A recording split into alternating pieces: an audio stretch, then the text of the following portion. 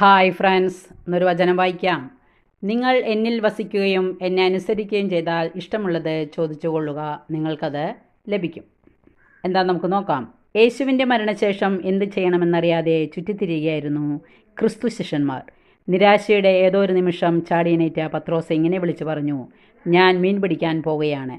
തിബേരിയോസ് കടലിലെ തിരയുടെ നേരിയ ചലനം പോലും അറിയാൻ കഴിഞ്ഞിരുന്നവരാണ് യേശുവിൻ്റെ ശിഷ്യന്മാർ. എവിടെ വലയെറിഞ്ഞാലും വല നിറയെ മീൻ കിട്ടുമെന്ന് അവർക്ക് നല്ല നിശ്ചയമാണ്. എന്നിട്ടും പത്രോസിൻ്റെ നേതൃത്വത്തിൽ പ്രഗത്ഭരായ 7 പേർ ഒരു രാത്രി മുഴുവൻ വലയെറിഞ്ഞിട്ടും ഒരു ചെറുമീൻ പോലും അവരുടെ വലയിൽ കുരുങ്ങിയില്ല. അപ്പോൾ തൻ്റെ പ്രിയ ശിഷ്യരുടെ പാഴായിപ്പോയ അധ്വാനങ്ങളിലേക്കും കണ്ണീരിലേക്കും ഒരു പുലർക്കാല സൂര്യനെ പോലെ കടന്നു ചെന്ന് ഗുരു പറഞ്ഞു, ഇനി വലതുഭാഗത്തെ വലയെറിയുക. വലിച്ചു കയറ്റാനാവാത്ത വിധം മത്സ്യം വലയിൽ നിറഞ്ഞു.